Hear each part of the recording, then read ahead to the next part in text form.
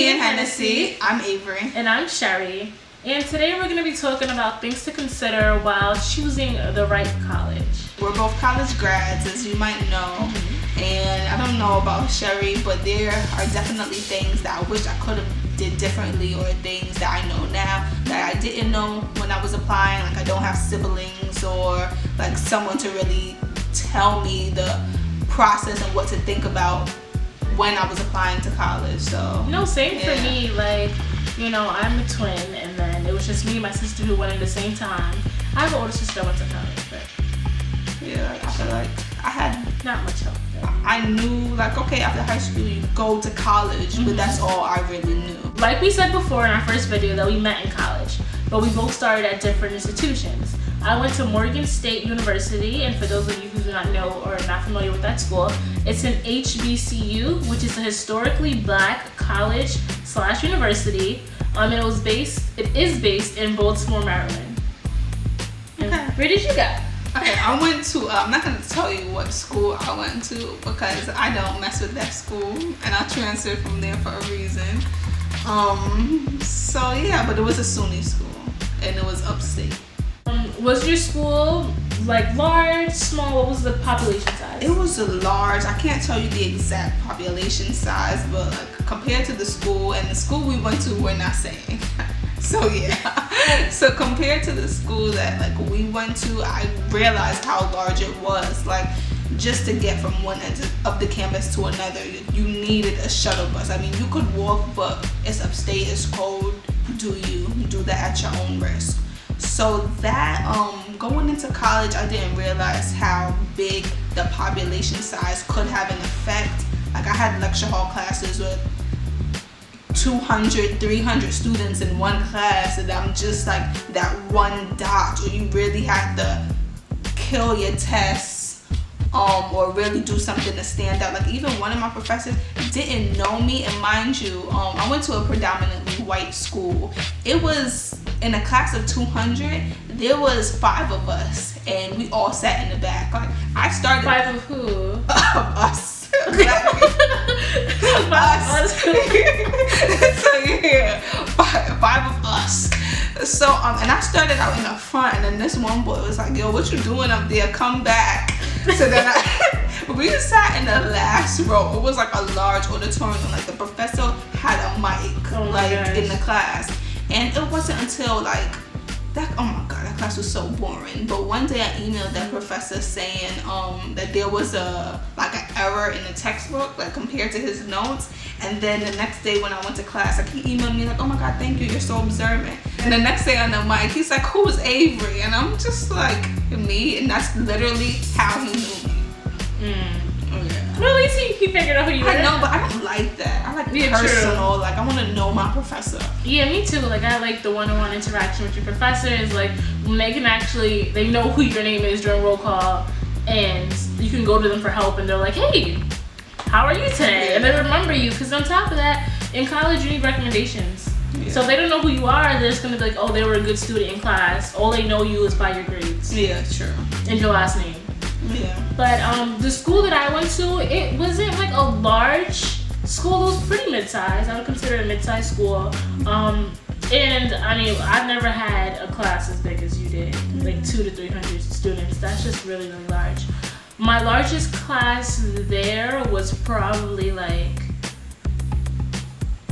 40 to 30. I could do that. Yeah, it was a mid-sized school, like I said. But then, you know, our other school was even smaller than that. Yeah. So the school we went to is, I've had a class with one other person. I kid you not. Yeah. It was 2 of us in the class. Yeah, I had a class where I was one of 6. Like, yeah. And at one point, not everyone was ever there. It'd be like that. Not even for the finals. So I don't know how. That's another story. Yeah, it's horrible.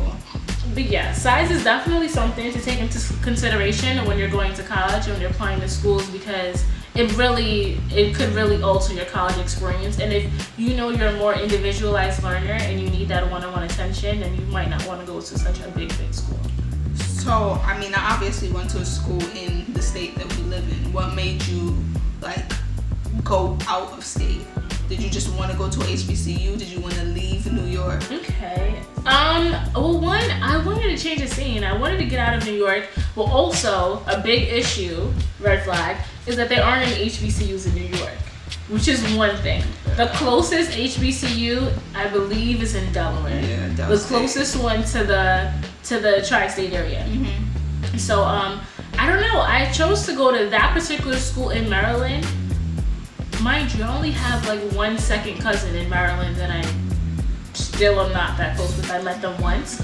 But I chose to go to that school because we went on a college tour with my family. Go on tours. Yes. Go on tours. Definitely go on tours. I know different high schools are going to be offering different college tours to some in the neighborhood or maybe some in the tri-state. Definitely go on as many as you can because it really, really helps. And if you, like, plan some trips with your family as well. Like, it's always a nice little college road trip to visit schools. Yeah. But I did that with my family, and we were taking an HBCU college road trip. And when we went to that particular school, I don't know, like, I just fell in love with that school. It could have been the campus, it could have been the boys, but I just fell in love with that school. Like, I felt like as soon as I went there, I felt like it fit. Like, I felt like I could see myself here, and that's exactly why I really strive to go to that school. Yeah, like, you just get a certain feeling when you're on a campus and you know that it's right for you, or you know that you're gonna fit in there. Then one thing to do if anyone in high school is watching this, like, prepare. Don't wait until senior year and then, like, college deadlines are due. Go get your stipend, go get whatever. Yeah. This is the deadline. Like, really know or do research on just locations, on tuition prices, on, like, girl to boy ratio. That's the thing I don't like about HBUs. When you see the girl to boy ratio, it's like, I have no choice to be a side chick when it's 90% girls. How am I gonna do that? I mean, I feel like at the school that I went to, it wasn't even 90%. Like, the ratio there was, actually, I don't know the actual statistical numbers and the real statistics, but I believe it was like, from my experience, it was like 60 to 40%. Too bad. That's bad. That's 60% girls. Yeah. And really, like, cause the 40, by the end of the first semester of freshman year, half them people dropped out.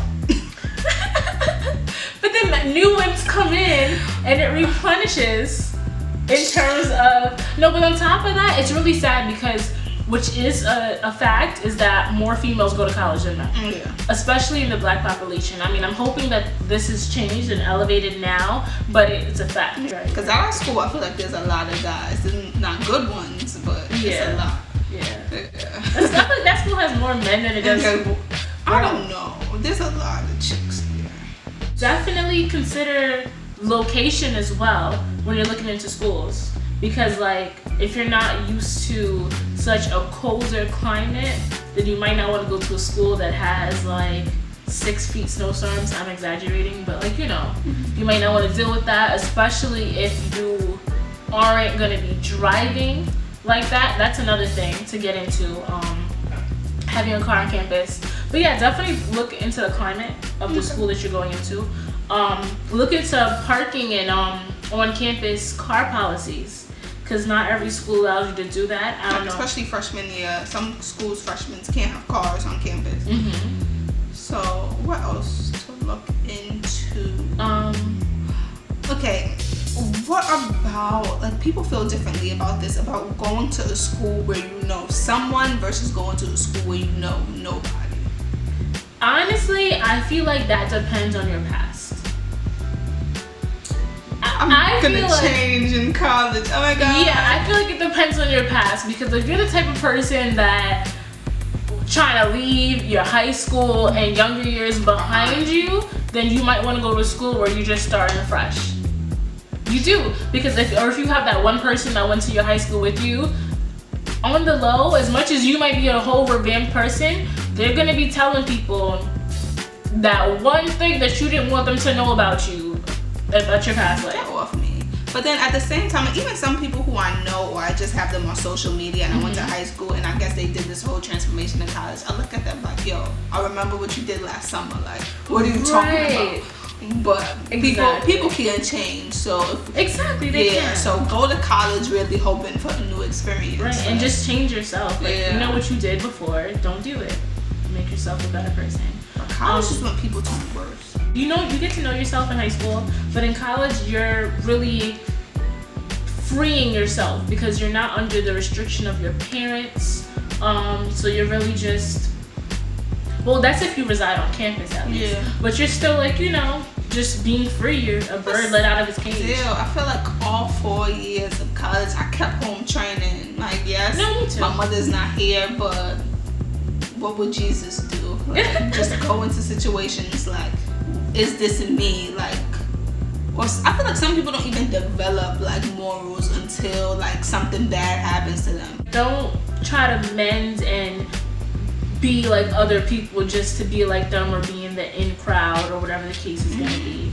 Another thing to mention and to note into going into college is that, what was I going to say? Oh, try to meet people if you can that are going to your school before you actually start. When you have college orientation, go to it. Don't just look. If you live in the area, you can go for that hour, those designated hours. But if you can stay on campus and meet people and gain friends, do that. Seriously. Like, if you could find a group message or a group chat of people that are going to the same year as you into that school on Twitter or a Facebook group, join them. Communicate with people because you don't want to enter this school not having anybody on your back. For one, I did that when I was entering freshman year. Because I didn't want to just go to the school and know nobody. I met my best friend at that school from Twitter. And she'll tell you, like, we met on Twitter before orientation. And then we became roommates. So we tried to be roommates for orientation. Thanks, Morgan. But yeah, like, definitely do that. Because you really don't want to enter a school just blindly. I mean, you can, but it really helps if you know people. Especially me being a twin, and I'm going to a school without my sister. I needed to know somebody. I definitely feel you. Like, I couldn't do it. Roommates, people. You're gonna have a roommate in college. Yeah. Like, it's a fact. You're gonna have a roommate. Don't ask if I can get a single. You're not gonna be able to get a single majority of the times unless you have a triple. It was terrible. 3 people in a room the size of this couch. Like, I'm not even kidding. It was so bad. I know people who've been in quads. Like, that room will have to be the size of a loft. I mean, it was just a large space, but you just had 4 beds like chucked off on each corner. No, I had a bunk bed my freshman year. Like, you had to. I lived. I slept on the top bunk. Yeah, I lived on the top bunk because it's like I was the smallest in that room, and I just someone lived below me, and then another girl had a single bed. And it was crazy. And she was never in the room. Like, I used to be looking at that single bed like just going to waste. Like, oh my god, I used to be so tight. Oh my gosh. Yeah. When I first went into college, it was a double room. But my roommate, she was cool, but she was at the school before me. Because she was a EOP. No, she was on a sports team. Do they have that at HBC? Yeah, they have okay. Okay. Well, they have like a sorry, my eyes are bugging out right now. Don't mind my eye. But it was like a summer program beforehand. Like, you know how at our other school, our school, but they had a program where you're like, you get accepted, but it's like you have to do some classes over the summer beforehand. I feel like that's EOP. Well, yeah, I guess. Yeah. Then it was EOP. Okay. But she was on a sports team. Oh, okay. As well. Okay. So yeah. In addition. Okay. So yeah. So basically, I don't know why, but they decided to stick me in the half of the floor with everyone from that same sports team. And I wasn't like, I don't understand why they couldn't just room them together. I guess they wanted them to focus more by separating them because they know they were always together because of practice and stuff. They separate their building. Yeah. But I was stuck with somebody from a sports team, and it wasn't bad. She was a nice roommate, considerate. Sometimes her friends were considerate sometimes, because she felt like it was kind of her room, predominantly, but she was a perfect roommate. Like, she never bothered me. We had no beef. It was good. But I just felt it weird that I was stuck. Yeah. I was just thrown to that. And that's another thing. I feel like some people like really go into college like, my roommate's gonna be my best friend. We're gonna eat together. We're gonna sleep together. We're gonna just do everything. We're gonna do laundry together. They're gonna visit my house at home on breaks. Like, sometimes your roommate is just that, a roommate. Like, don't go in with these like TV show expectations. Right. Sometimes your roommate can become your worst enemy. Like, your worst enemy. Keep your head up. Keep your eyes open while you sleep kind of enemy. Have an open mind, to be honest. Open your mind and open your heart. Because there's going to be a lot of things that you're going to experience for the first time. And you might run into things that you don't like, but you have to have an open mind about everything. Just go to college drama free. Just try to relax and renew yourself. Yeah. You're starting over, but you're with a bunch of people just like you. Because they're your same age. Or very different. Or very different from you. Just having open minds. Yeah. That's really it. Hey y'all. So hope y'all enjoyed this video. And we'll see you next time for College Talk.